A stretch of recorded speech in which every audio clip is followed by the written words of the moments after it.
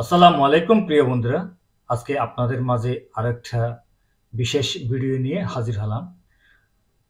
তো আপনারা হয়তোবা ইতিমধ্যে জেনে গেছেন এলএসটি মামলার মেয়াদ শেষ হয়ে গেছেন।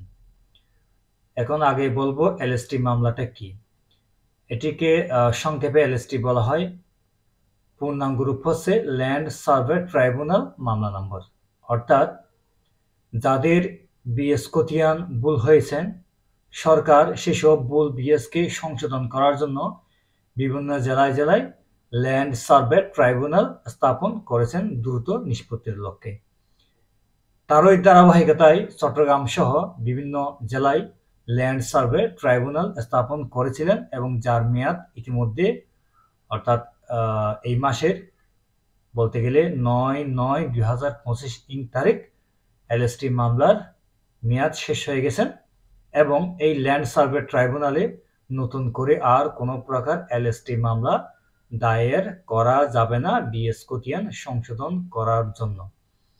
তাহলে যারা বিএস খতিয়ান সংশোধন করার জন্য ইতিমধ্যে ল্যান্ড সার্ভে ট্রাইব্যুনালে এলএসটি মামলা দায়ের করতে পারেন নাই অথবা বিভিন্ন কারণে, আবার এমনও হতে পারে যাদের বিএস খতিয়ান ভুল হয়তোবা অনেকে জানেন না, বাট কিছুদিন পরে বা ১ বছর ২ বছর বা আরো বিভিন্ন সময় হতে পারে, এরপরে যদি আপনাদের নজরে আসে কোনো একটি বিএস খতিয়ান ভুল বা আপনারা মালিকানা সম্বন্ধে জানেন না, আপনাদের নামে দলিল আছেন বা আপনাদের পূর্বপুরুষের নামে দলিল আছেন বা আরএস খতিয়ান আছেন, কিন্তু ভুলবশত সেই সম্পত্তি অন্যের নামে বিএস হয়ে গেছেন, তাহলে আপনারা কি সেই বিএস খতিয়ান সংশোধন করার জন্য এলএসটি মামলা করতে পারবেন না?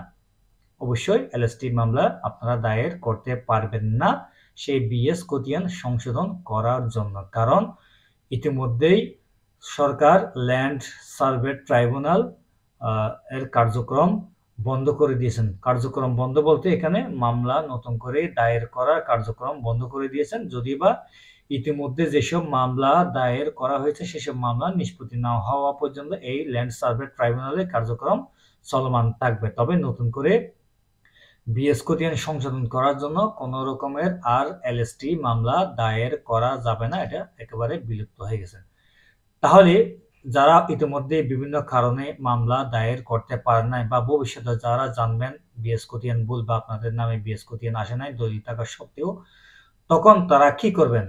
ল্যান্ড সার্ভে ট্রাইব্যুনাল যেহেতু আপনারা যেতে পারবেন না, তাদের জন্য একটা বিকল্প পদ্ধতি আছে, কোনো চিন্তার কারণ নেই।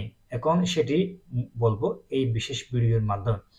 সেটি হচ্ছে যে যেটি নিয়মিত দেওয়ানি আদালত রয়েছেন, অর্থাৎ আমাদের দেশে চলমান উপযুক্ত যেসব দেওয়ানি আদালত রয়েছেন, আপনারা সেসব দেওয়ানি আদালতে গিয়ে সত্য ঘোষণার মামলা দায়ের করতে পারবেন। সত্য ঘোষণার মামলা দায়ের করতে পারবেন এবং এই সত্য ঘোষণার মামলা দায়ের করার ক্ষেত্রে কত টাকা কোর্ট ফিস দিতে হয় সেটি আমি আপনাদেরকে আরেকটি ভিডিওতে বলবো। যদি আপনারা সেই ভিডিওটা পেতে চান তাহলে এই ভিডিওটা যদি আপনারা দেখেন তাহলে আমার চ্যানেলটি সাবস্ক্রাইব করে আপনারা সঙ্গে থাকুন। খুব রিসেন্টলি আমি সেই মামলায় কত টাকা কোর্ট ফিস দিতে হয় সেটা আপনাদেরকে বলবো আমি শর্টস ভিডিওর মাধ্যমে।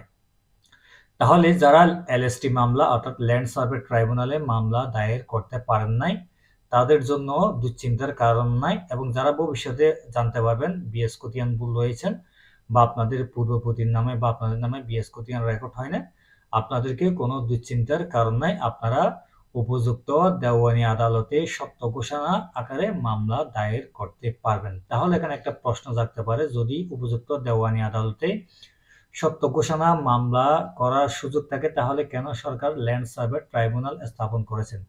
মূলত এই দেওয়ানি আদালতে মামলা নিষ্পত্তি করার ক্ষেত্রে একটু সময় সাপেক্ষ হয়, সেজন্য ল্যান্ড সার্ভে ট্রাইব্যুনাল স্থাপন করেছেন মূলত বিশেষ শুধুমাত্র একটি উদ্দেশ্যে, যে ট্রাইব্যুনালে শুধুমাত্র যেসব বিএস নামজারি ভুল হয়েছে সেসব মামলা থাকবে, আর কোনো মামলা থাকবে না। কারণ নিয়মিত দেওয়ানি আদালতে বিভিন্ন রকমের মামলা থাকে, যার কারণে সেখানে মামলা নিষ্পত্তিতে অনেক সময় সাপেক্ষ ব্যাপার হয়ে থাকে। যেহেতু ল্যান্ড সার্ভে ট্রাইব্যুনাল গঠন করেছেন শুধুমাত্র এলএসটি মামলা হবে, অর্থাৎ বিএস খতিয়ান সংশোধনের মামলা, আর কোনো মামলা হবে না। সেই জন্য সেই ট্রাইব্যুনালে বিএস খতিয়ান যেগুলো ভুল থাকে সেই ভুলের জন্য যে মামলাগুলো করা হয় সেগুলো দ্রুত নিষ্পত্তি করা যাবে এই ল্যান্ড সার্ভে ট্রাইব্যুনালে। তাহলে সর্বশেষ কথা হচ্ছে যে যারা এলএসটি মামলা দায়ের করতে পারেন নাই বিএস খতিয়ান সংশোধন করার জন্য বা ভবিষ্যতে যারা বিএস খতিয়ান সংশোধন করার জন্য মামলা করার প্রয়োজন হবে, আপনাদের কোনো দুশ্চিন্তার কারণে আপনারা নিয়মিত দেওয়ানি আদালতে গিয়ে মামলা দায়ের করতে পারবেন বিএস খতিয়ান সংশোধন করার জন্য, এবং বিষয় থাকবে সত্য ঘোষণার আবেদন বা সত্য ঘোষণার মোকদ্দমা। তো আজ এতটুকু পর্যন্ত বিদায় নিচ্ছি। আসসালামু আলাইকুম। সবাই ভালো থাকুন, সুস্থ থাকুন। ধন্যবাদ।